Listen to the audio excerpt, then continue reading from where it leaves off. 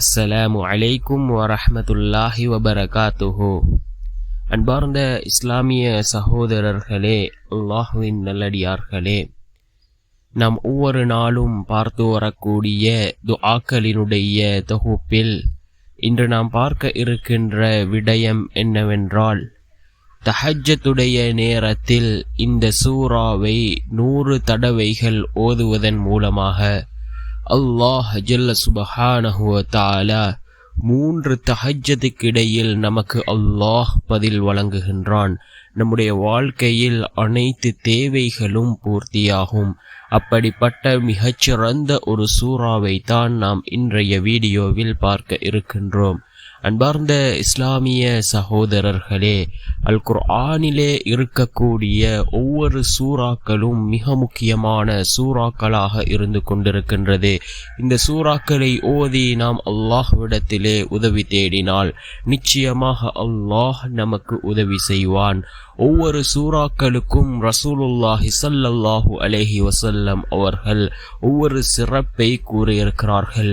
அதே போன்று இமாம்கள் தங்களுடைய வாழ்க்கையில் இந்த சூறாக்களை ஓதி வந்ததன் மூலமாக அவர்கள் பலர் அடைந்திருக்கிறார்கள். அதனை அவர்களுடைய கிதாபுகளிலே அவர்கள் பதிவு செய்திருக்கிறார்கள். அவ்வாறு தான் அல் குர்ஆனிலே இருக்கக்கூடிய மிகச்சிறிய சூரா, இந்த சூறாவை நாம் 100 தடவைகள் தஹஜ்ஜுடைய நேரத்தில் ஓதி வருவதன் மூலமாக அல்லாஹ் நமக்கு பதில் வழங்குவதாக இமாம்கள் தங்களுடைய வாழ்க்கையில் அனுபவம் கண்டதை அவர்கள் தங்களுடைய கிதாபுகளிலே பதிவு செய்திருக்கிறார்கள். நாமும் இந்த சூறாவை ஓதி அல்லாஹ்விடத்திலே உதவி தேடுவோம். சூரத்துல் கௌசர் அல் குர்ஆனிலே இருக்கக்கூடிய மிகவும் சிறிய சூரா. இந்த சூறாவை ஓதுவோம். பிஸ்மில்லாஹிர் ரஹ்மானிர் ரஹீம். இன்னா அஅதைனாக்கல் கௌசர் ஃபஸல்லி லிரப்பிக வன்ஹர் இன்ன ஷானிஅக ஹுவல் அப்தர் என்று வரக்கூடிய இந்த சூறாவை 100 தடவைகள் ஓதுவோம். இந்த சூறாவை 100 தடவைகள் ஓதுவதற்கு 10 நிமிடங்கள் கூட செல்லாது. அல் குர்ஆனிலே இருக்கக்கூடிய மிகவும் சிறிய சூரா. இதனை அதிகமாக ஓதுவோம். அல்லாஹ் இந்த சூறாவை ஓதுவதன் மூலமாக நிச்சயமாக நம்முடைய வாழ்க்கையில் அல்லாஹ் மாற்றங்களை உண்டாக்குவான். தஹஜ்ஜுடைய நேரம் இருக்கின்றதே, துஆக்கள் ஏற்றுக்கொள்ளப்படக்கூடிய ஒரு நேரம்.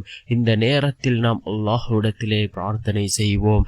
பரக்கத் நிறைந்த நேரமாக இந்த தஹஜ்ஜுடைய நேரம் இருந்து கொண்டிருக்கின்றது.